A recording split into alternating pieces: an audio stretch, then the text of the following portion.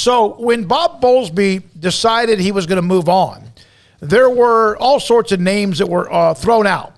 And you, in fact, have mentioned one of them, the Washington State president, that has a tie to the Big 12 as well. How often did you hear his name, and is it one that people really like and enjoy or think is a good answer for the Big 12? Yeah, well, thanks for having me first. I appreciate the opportunity to come on your show and to speak with your listeners. Look, that was a name that, and I was familiar with Kirk Schulz as far as reputation-wise, just especially with the Pac-12 searching for a new commissioner last year, landing on George Kliavkoff and having Kirk Schulz essentially introduce him during the Zoom introductory press conference last summer. So he was a name that was at least somewhat familiar with people who covered college athletics, even though I don't know him personally. I've never, worked with him or interviewed him or anything like that.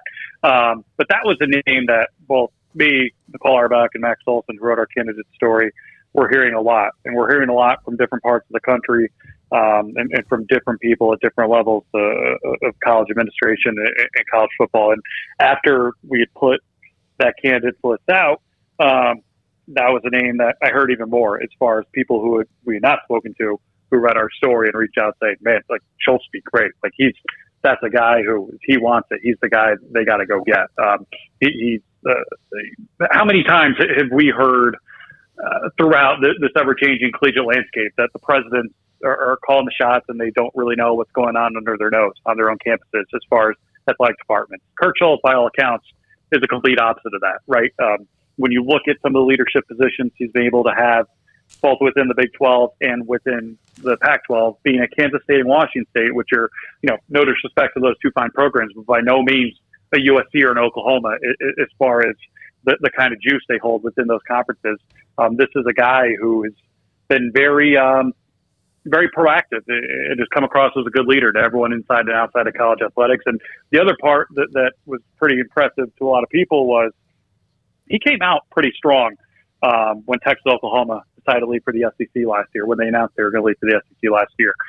He criticized the predatory nature of the SEC. He didn't back down. He really kind of rolled his sleeves up and put his fist up, for lack of a better analogy, saying we're not going to back down. And, that got him some laughs on the Paul Feinbaum show and from people in other parts of the country. But that's what everyone in the Big 12, everyone in the Pac-12, and everywhere really not other than the SEC want to hear at that point. And a lot of people think between, his very athletic nature relative to his other peers who are presidents and his brilliant mind, he's got multiple engineering degrees.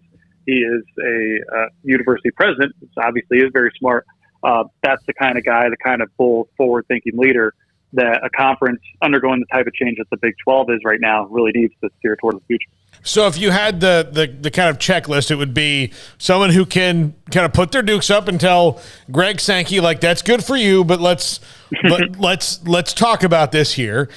Someone who understands what all the athletic departments are doing and not just one team at their school because they go to the games when they're asked to, and someone who maybe understands the television landscape a little bit.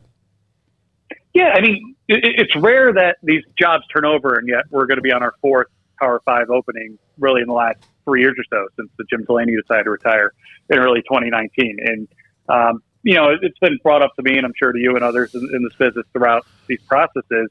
The Big Ten hired Kevin Warren. That was an out-of-left field hire. I don't think too many people, myself included, who are in the day-to-day of college athletics had even heard that name before.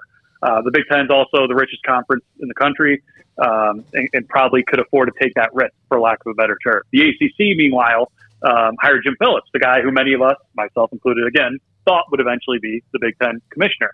The ACC was not in a position to take a risk and to take a flyer on someone who is unfamiliar with the day-to-day of the college landscape. They needed a guy who has been in the trenches, who had negotiated TV deals, who had been part of realignment waves, as Jim Phillips was at Northwestern in the Big Ten, and who could help the ACC push forward from what's really a disadvantageous position financially relative to the other four power conferences. And when you look at some of the ACC struggles financially and some of the criticisms lobbed their way, and even them essentially becoming the public face for stopping progress toward an expanded college football playoff, oh, that's Jim Phillips. And you know what? That's Jim Phillips acting on behalf of his ADs, his presidents, all of his ACC institutions, and in some ways standing up to Greg Sankey and to ESPN, saying essentially like, this is all the leverage we got as the ACC right now. We don't have a lot financially. We don't have a lot on the field outside of Clemson right now from a football standpoint, but we're going to leverage our position as best we can, and eventually we're going to get